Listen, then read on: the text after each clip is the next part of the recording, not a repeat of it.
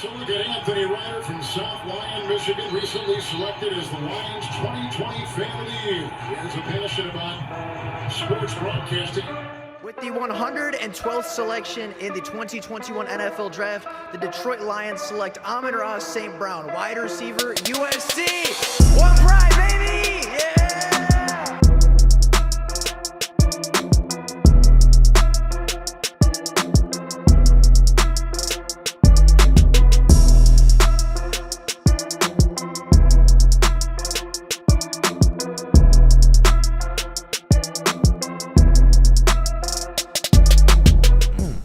What's going on, everybody? Welcome back to another Detroit Lions video. Now, as many of you probably know, the Senior Bowl took place a few days ago down in Mobile, Alabama, and college football sent their best of the senior class down to Mobile to compete in competition versus their fellow seniors and versus their fellow draft classmates. And the Detroit Lions were one of the two teams that was lucky enough to go down and not only observe the Senior Bowl, but to actually coach and run the Senior Bowl. So with that being the case, obviously with the Senior Bowl being over and with the Senior Bowl being out of the way, obviously we have a lot of takeaways from the past week. Whether it be prospects, players, or coaches, there is so much to take a look at from this past week of Senior Bowl practice and Senior Bowl scrimmage that can affect the Detroit Lions' future. So today, that is exactly what we are going to be talking about, starting off with the coaching staff. Now, the Detroit Lions and the New York Jets had a new rule implemented this year for the Senior Bowl, and that rule was that positional coaches or coaches that have not lesser jobs in the NFL, but like positional coaches and coaches that have aspirations to go higher and farther in the NFL, coaches with aspirations to be offensive coordinators, defensive coordinators, special teams coordinators, and of course head coaches have the opportunity at the Senior Bowl to kind of dip their toes in that realm and kind of, get a feeling for what it's going to be like, and obviously give other teams an opportunity to see what they look like as an offensive coordinator and how they look in that expanded role. So in the Senior Bowl, Deuce Staley was the interim head coach for the Detroit Lions. Dan Campbell was obviously still there, but he didn't do anything. Deuce Staley ran the entire thing incredibly smoothly, ran practice times, ran practices, was in charge of offensive coordinators, defensive coordinators, was in charge of talking to all the different players on his roster, was in charge of all of it, did all the duties of a head coach, and did all the duties that he will do likely one day when he is awarded that head coaching position. And I thought he coached tremendously. I thought he was really, really good, felt very natural, was very calm, cool, and collected in that opportunity. It didn't seem to overwhelm him. It didn't seem to be too much for him. I thought he ran a very competitive practice without pads, right? They weren't allowed to use pads until the actual scrimmage date, but even in those 3 practices without pads, getting those players warmed up, getting those players acclimated to NFL speeds, getting those players acclimated to NFL coaching, and just, overall keeping the competitive nature of these practices high, I thought Deuce Staley did a phenomenal job. I thought he did the most with what he had. Obviously, live contact wasn't allowed at those practices. Obviously, you weren't allowed to be super overly physical and hit people and do all these things. You weren't going to have players diving around and, sacrificing their bodies or anything like that. But, despite that, I felt like the practices were still very competitive. I felt like the practices were still very, very high energy, and I felt like these players wanted to compete and wanted to be there. And whether it be, one-on-one drills with running backs and linebackers, whether it be throwing competitions with the quarterbacks, kicking competitions with the special teams, there was competition every single day to push these players to beat out one another for those starting spots, right? There were competitions to beat out those quarterbacks, to be the starting quarterback, to be the starting running back. And I thought just it was handled very, very well by a guy in an expanded role for the very first time in Deuce Staley. Now, Ben Johnson, the Lions' current tight ends coach, was also put in an expanded role this week as he took over as the offensive play caller and the offensive coordinator for the Detroit Lions. Now, obviously, when it comes to offensive and defensive play calling this week, you're not really going to look at the plays that they called. You're not really going to judge Ben Johnson off of what he called in the Senior Bowl, because you're not going down to the Senior Bowl to win necessarily. You're not going down to the Senior Bowl to, scheme up this amazing scheme that's going to play to all your players' strengths, right? You learn your roster a week before you practice. practice with them. It would be a waste of time and a waste of energy for Brad Johnson to put in all this effort to come up with a scheme that just worked and to come up with all these different plays and come up with his own playbook. It was vanilla stuff. They were vanilla play calls, and really what you're looking for here with the Senior Bowl is just, is he calm? Does he seem to know what he's doing? Is he confident? How does he handle different situations? How does he handle, 2nd and 1? How does he handle 3rd and long? How does he handle 3rd and short? How does he handle goal line situations? And I thought just the poise that he showed, I thought that the ability that he showed actually calling the plays was really good and could really benefit him as an offensive coordinator in the future. But another thing that I really liked, and one thing that I thought Aubrey Pleasant, the interim defensive coordinator, did very well as well, was I thought the players responded to these coaches very well, right? Because the one thing that really stood out under Matt Patricia, even when Matt Patricia coached in the Senior Bowl, was that the players didn't really respond, right? They were there, they were going through the motions, they played for their draft stock, but it didn't feel like Matt Patricia, was getting the most out of these players. It didn't feel like these players were responding to Matt Patricia in the way that they responded to Ben Johnson, in the way that they responded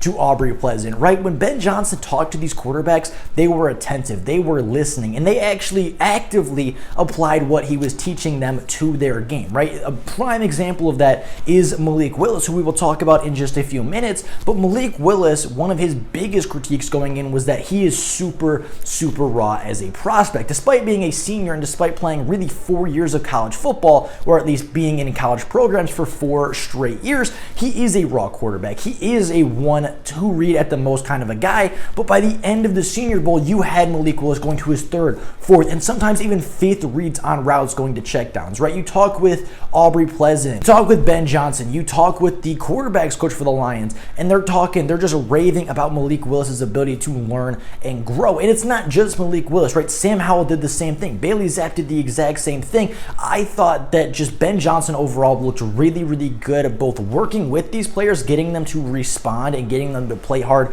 in a game that sometimes players don't, right? I felt like he got them to be physical in a game that you don't have to be physical in, and I thought he got the players to respond really well. Now for the defensive coordinator, Aubrey Pleasant, the same thing. I felt like the defensive practices were competitive. I felt like the secondary looked really good under Aubrey Pleasant, which makes sense because he is the defensive backs coach for the Detroit Lions. His defense forced a fumble and got an interception off of one of the quarterbacks. I believe it was Desmond Ridder that threw the interception. So he got an interception. He forced a fumble on his defense, forced 2 turnovers as a first-time defensive coordinator against arguably maybe the best Senior Bowl quarterback room in ever, right? I mean, you have Kenny Pickett, you have Carson Strong, and you have Desmond Ridder. Those are 3 quality starting quarterbacks that could go anywhere from late round 1, late day 1, to late day 2, but they're going to go somewhere in the top 100. They're going to go somewhere probably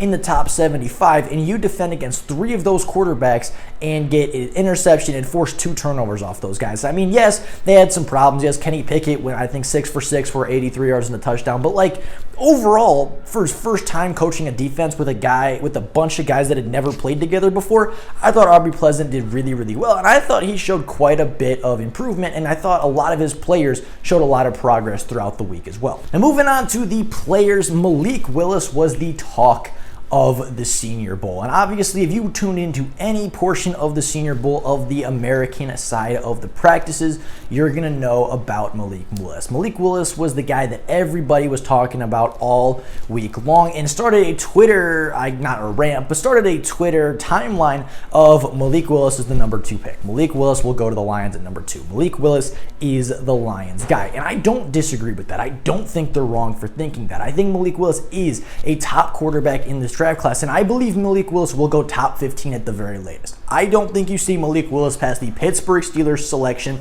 early in the 20s, and it could even be sooner than that, as the Steelers looked very interested and could even look to trade up for their next franchise quarterback. Now, Malik Willis is a guy that, as we've talked about before, has all the tools and all the skills in the world to be an elite NFL quarterback. He's got the arm strength, got the athleticism, has the release, he has the accuracies. Every physical gift you could think of for an elite quarterback, Malik Willis has that skill.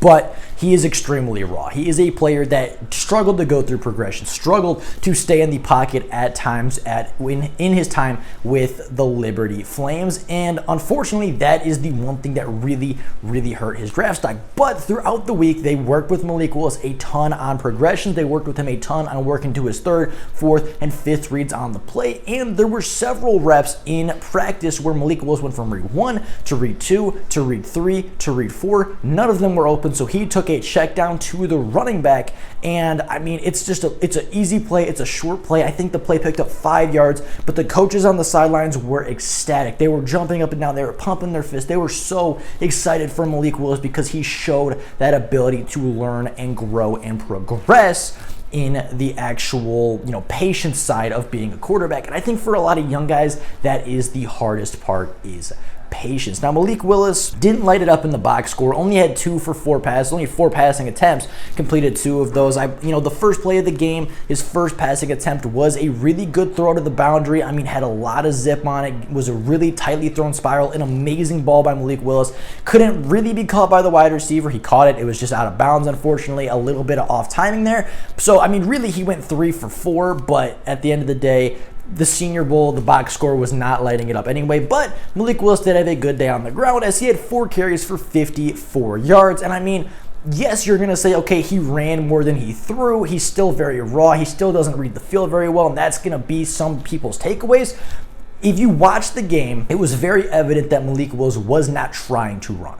You saw Malik Willis on a lot of his scramble drills. He was looking down the field. His eyes stayed down the field. On the 127-yard run inside the red zone, right, I think they started at the 30, ended at about the 3. Malik Willis started on one side, took off to the top of the screen, came all the way back across the field to the bottom of the screen, and was tackled at the 3-yard line, just a few yards away from a huge big play touchdown. I mean, you saw he took a 3-step drop. He went to his first read and his second read. None of them were there. Pressure was getting to him in the pocket, so he escaped. He got out, I believe, the right side. He, kind of split that gap between the right tackle and the right guard. He stopped at the line of scrimmage, went to his third read, and even looked for a fourth read very, very briefly before taking a look back, seeing a free rusher coming his way, and obviously seeing that green grass in front of him, he decided to get out and scramble. And it wasn't because he couldn't read the field, it's because his receivers weren't open. You can watch Malik Willis on every single pass attempt that he had.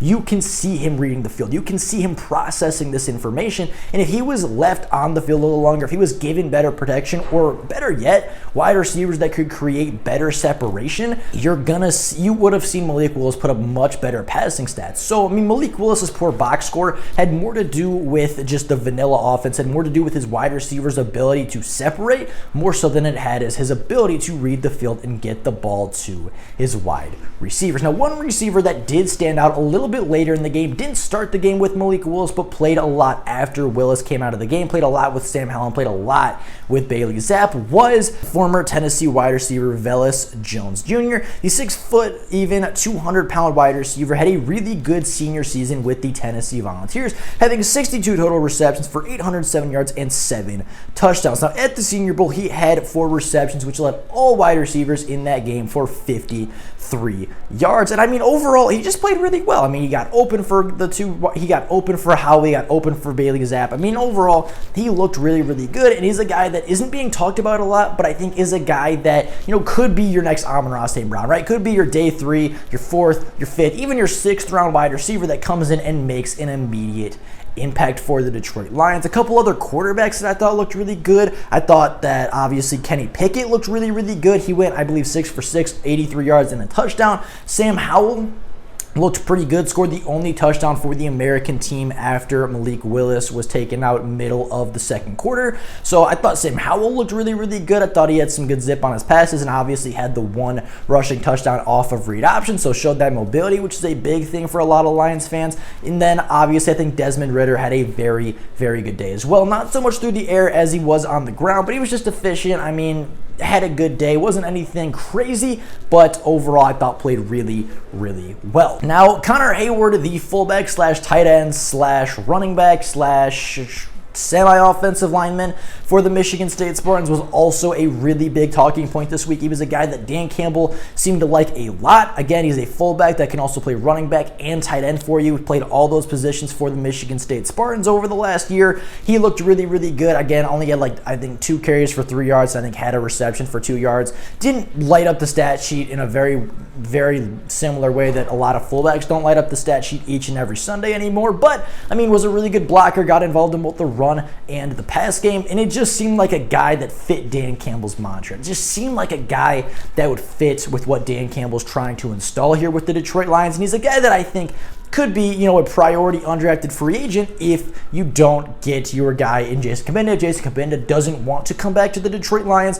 He's a guy that you can look at, or you could just bring him in as a camp body to compete and kind of take some reps and take some pressure off Jason Cabinda in the preseason. You stash him away on the practice squad. You give Jason Cabinda a 1-year deal, right? You lock him up this year, make sure you have a quality fullback, and then you kind of get Connor Hayward in undrafted free agency this year. Extremely cheap talent that's not going to go in the draft. You stash him away on your practice squad. Next year, Jason Cabinda's contract is up. You have faith in Connor Hayward. You're like, thanks, Jason. Appreciate what you did, but we have another guy. And you move on to a younger tight end, or you move on to a younger fullback with maybe a little bit higher potential that's obviously a little younger and probably maybe just a little bit more athletic. Now, a couple other guys that I wanted to note, guys that, maybe didn't stand out or maybe aren't like the biggest names, but guys that I thought had really good Senior Bowls include Zion Johnson, the offensive lineman from Boston College. He didn't play early in the game, actually was surprisingly not a starter the way a lot of people thought he would be, but he saw playing time throughout the second half of the game, got in about middle of the second quarter and played the remainder of the football game. I mean, he opened up the running game for the national team a ton. He just was a really good run blocker, a guy that Dan Campbell mentioned he wanted to add some depth to the offensive line. Zion Johnson could be a mid to late round pick to add that depth, just a powerful run blocker that is pretty clean with the penalties and is definitely not a liability in pass blocking. Another guy that I thought had a good week was Boya Mafa, the edge from Minnesota. Just looked really explosive, really powerful off the edge, and won a lot of his one-on-one drills. You have Pierre Winfrey, the defensive lineman out of Oklahoma, had 2 sacks and 5 tackles and a tackle for loss in the Senior Bowl. Stood out as a potential late-round pass rushing defensive lineman. You have Rashad White. I think that's how you say it. Rashad White, the running back from Arizona State, and Abram Smith, the running back from Baylor, both of whom were on the national team and both of whom benefited from Zion Johnson's run blocking ability. Both of them, I believe, had 11 carries for around 50 yards. I know Abram Smith scored a touchdown. They both just looked like really good depth running backs that you could add for some competition with Jermar Jefferson. So with all that being said, that is life for you guys today. Those are the biggest Senior Bowl takeaways and the biggest Senior Bowl standouts. Let me know down in the comments below what you thought about the Senior Bowl, what you thought about Ben Johnson's coaching, what you thought about Malik Willis this week, and obviously, who were your biggest targets after the Senior Bowl? Did the Senior Bowl change anything for you, or are you still in a very similar situation to where you were before? I'd be very curious to what you guys think. With all that being said, that's all I got for you guys today. Thank you all so very much for watching, and until next time, and as always, go Lions!